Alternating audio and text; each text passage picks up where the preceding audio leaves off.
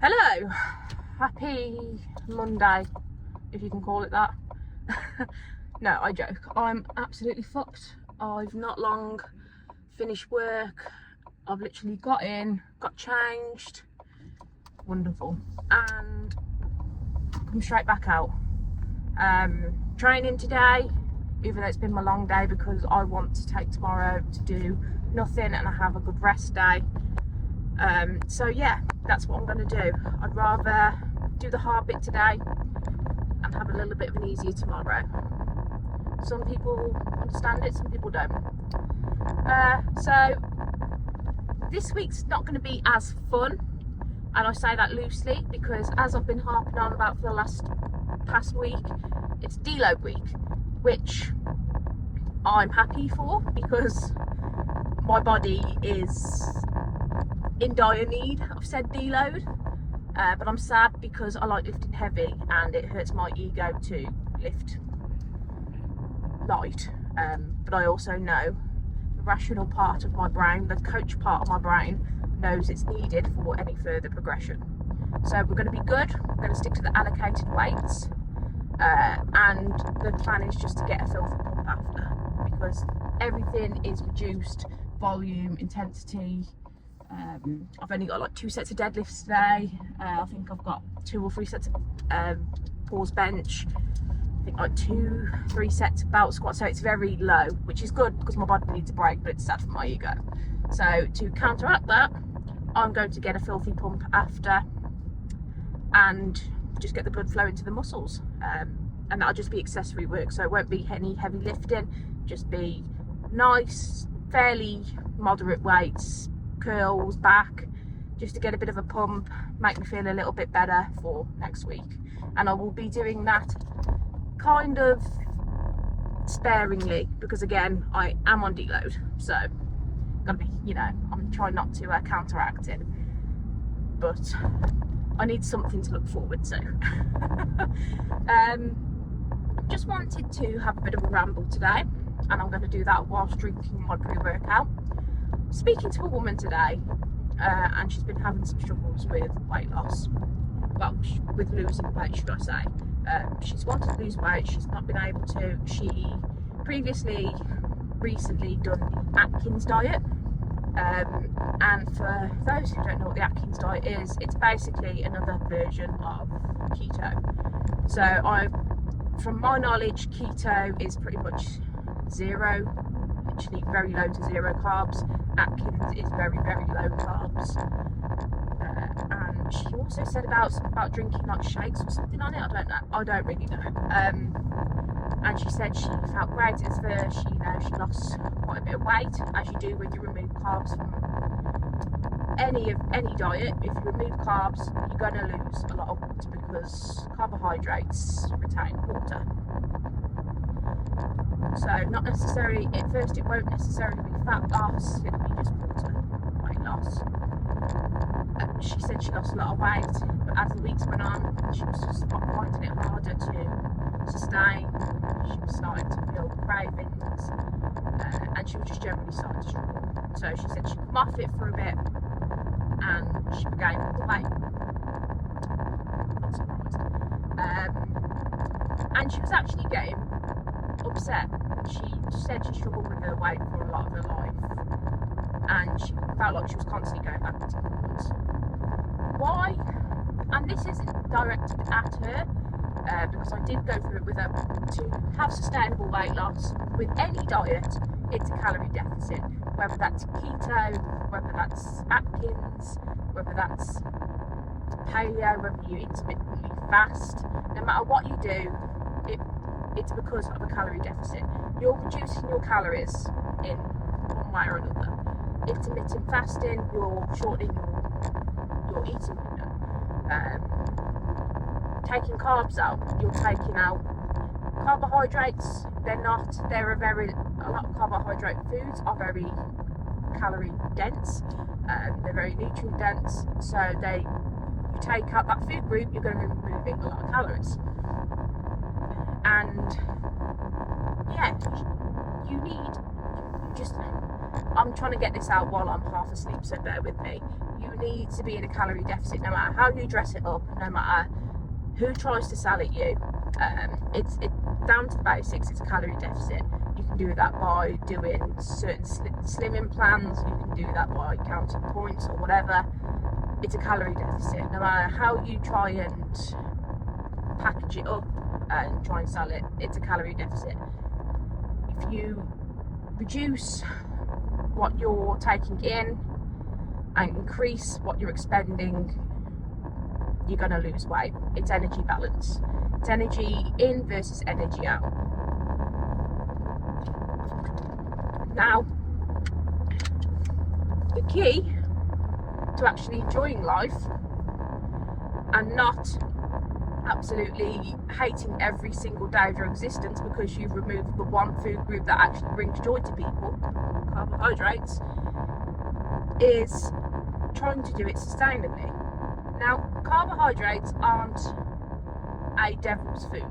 They're not going to kill you, and they're not the key factor to weight gain.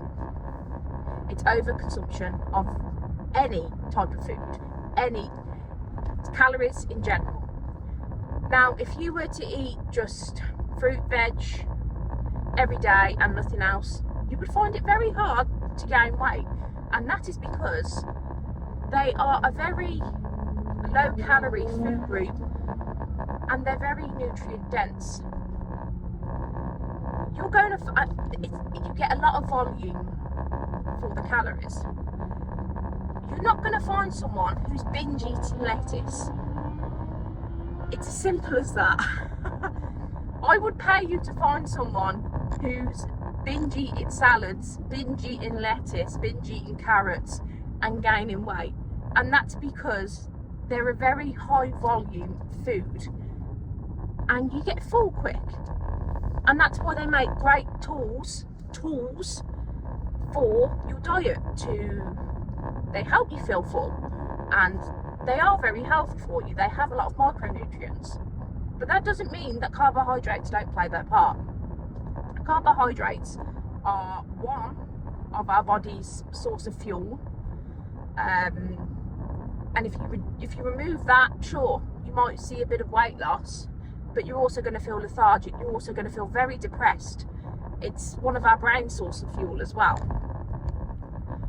You're going to feel like you don't want to get up in the morning, and life is too short to feel like shit. Obviously, if you have a medical condition such as diabetes, that's going to be a little bit different for you because you've got to manage your carbohydrates, you've got to manage your insulin.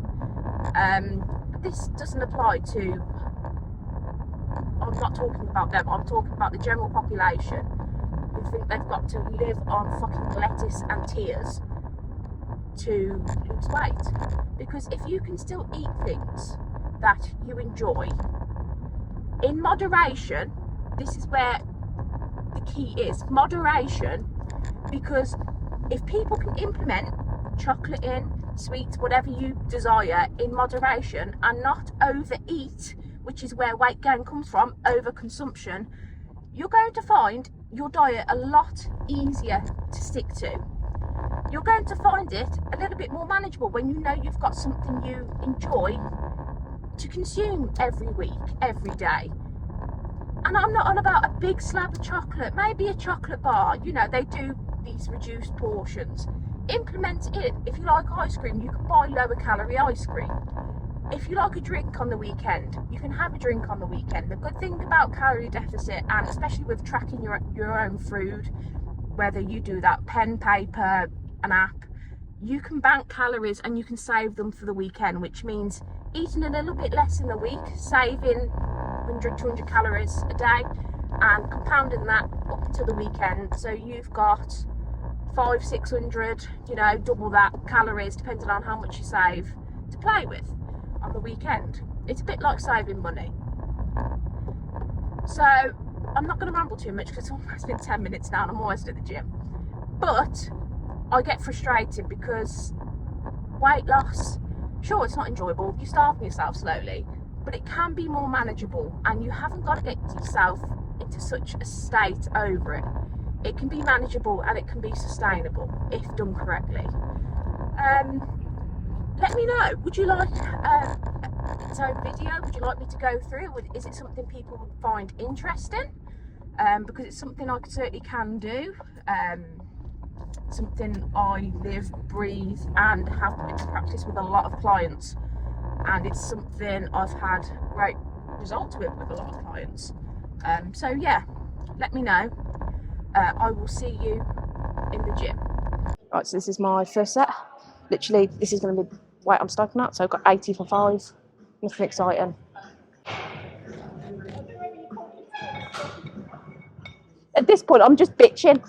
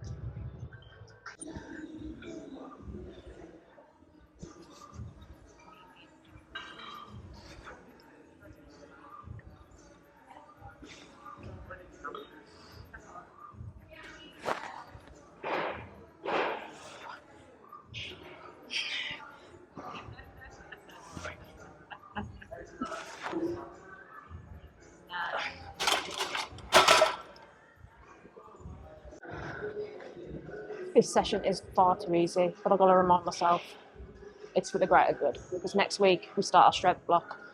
I'm going to be moving some heavy shit. I'm calling it now.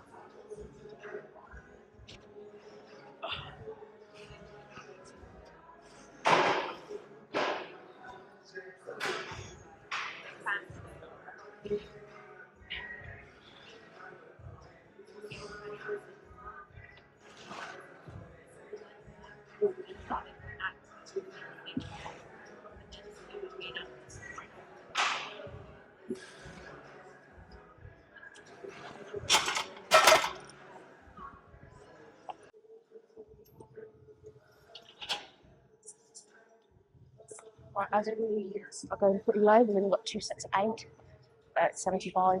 I'm really going to slow the reps down. Just try and focus on that time of detention. Just to feel something.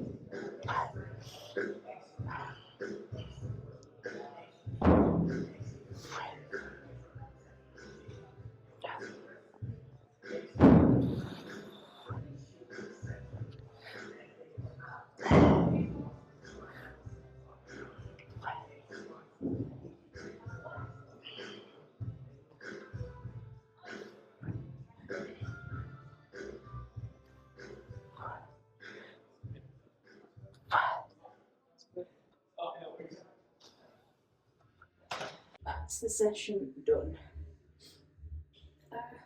All in all, good session, considering it's deload. I had to really kind of fight the urge to lift heavy. Got a nice little pump at the end, considering I've had no food since 1 o'clock, and it's now, what time is it now? I think it's about 8:30, 9 o'clock. Let's double check. 20 to 9, so it's been a while since I've had any food, but I'm happy with how I look. It's time of the month, so I'm holding a bit of water. It should be the woman, but yeah, everything felt good. I know this deload's going to do the world of good, so I've just kind of got to fight through, resist the urge to lift heavy. Every time everyone was, obviously my top set for deadlifts was 80 kilogram, 5, and every time someone was looking at me, I was like, I'm on deload, I'm on deload. Oh, yeah, I'm on deload. I'm not weak, I'm just on deload. Oh. I try not to have an ego vision, but anyway, enough contemplating life. Let's have a look at the pump, what's left of it. I'm feeling good considering. I've got joggers on that are far too big, so you're going to have to excuse me.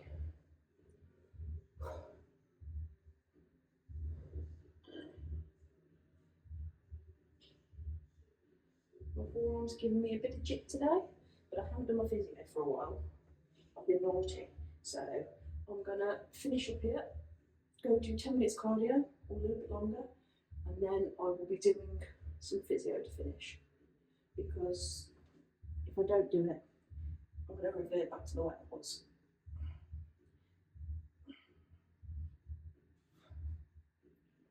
But yeah, I'm really happy with how I look, actually.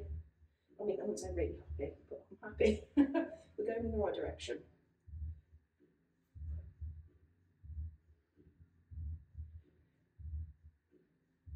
Look, really didn't want to come today, actually, but I wanted to get out of the way. I'm tired, being on, I feel very lethargic due to my cycle. But I'm here, I got it done, and I actually feel better for it now. Sometimes you gotta kind of just shut up and get on with it. Bitch about it after, if you want to whine after, whine, but at least you've done the hard work and got it done. So yeah, and I've got a baby pump to prove it. So that's it for me. I'll see you in the car. Right, I'm back in the car. And I am fucking sweating. That I finished off with just 10 minutes cardio. Haven't done any cardio for a bit. That includes running. I'm not going to go into it too much today because I don't want to ramble too much. But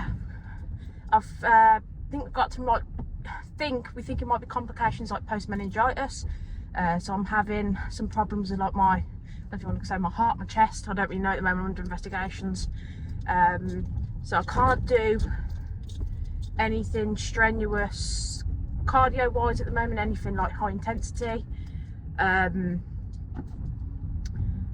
Lifting I'm okay with, that doesn't really affect it.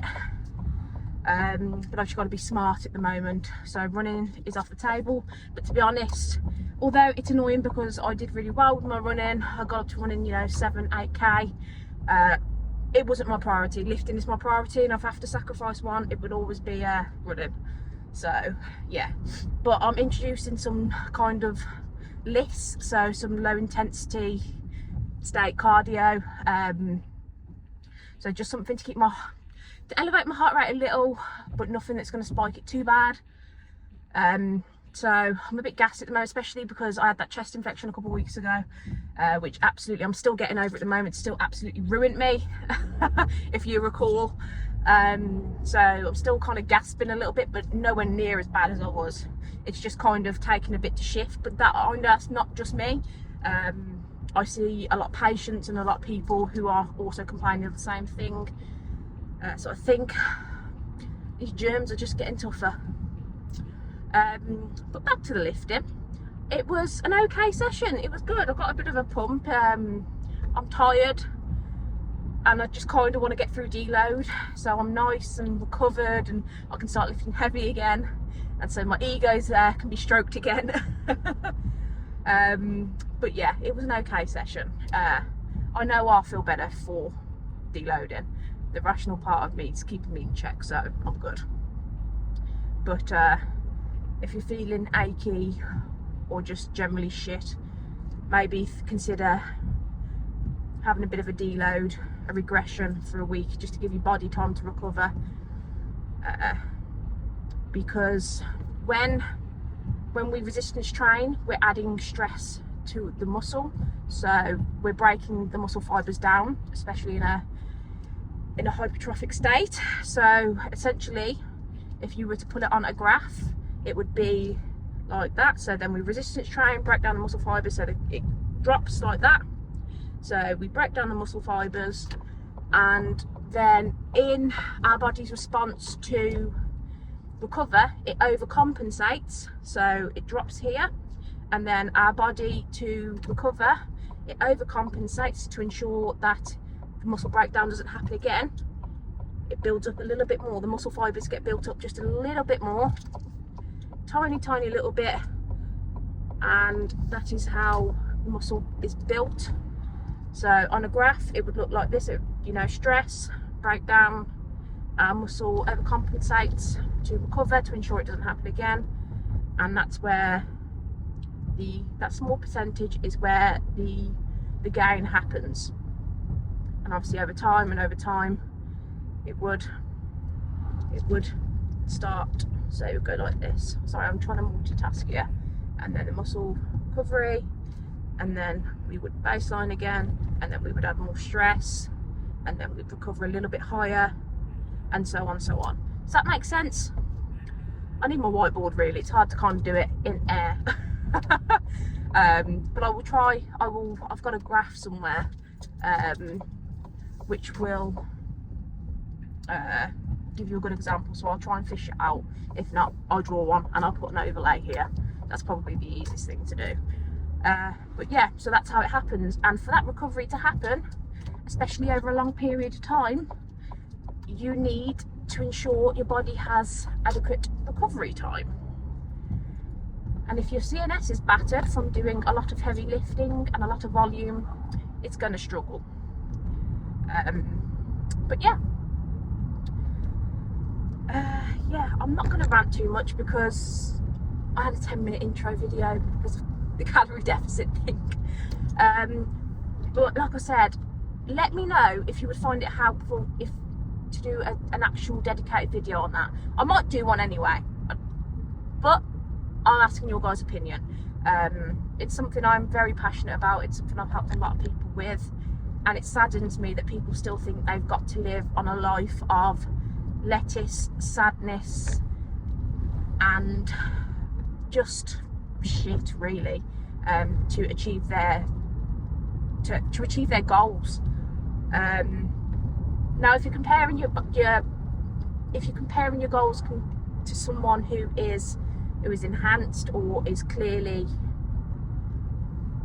a bodybuilder, so to speak, because you get a lot of people kind of bring John like her, and it could be a wellness athlete, it could be a bikini model who has dieted down to get to that point and has probably lost their period and is probably living on calories that not even a toddler should be on to get to that point. And first of all, bodybuilding is a sport, and you're getting to ridiculous low body percentage, which no general population should be getting to.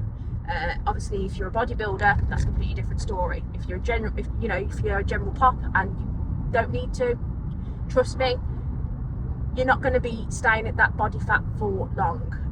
It's not sustainable. Any bodybuilder will tell you that. It's miserable, even more so for a woman, because you can lose your menstrual cycle, it can mess with your hormones, your digestion. That's man and woman. So yeah, it's not a great time. And obviously not if you're natural, but a lot of bodybuilders are also enhanced, and that goes for women as well.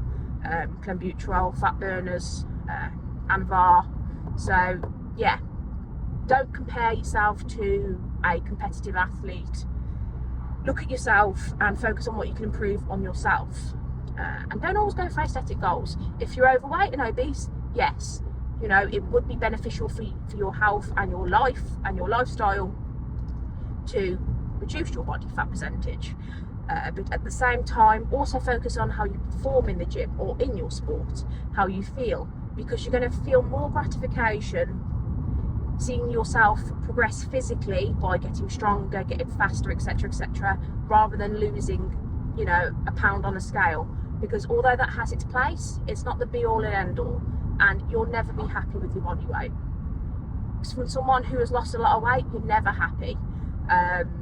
You're always chasing for the next pound you can drop, or there's always something. We're never happy with how we look. So you've got to kind of focus on external factors as well, on how you perform, how you feel, because it's a lot more rewarding.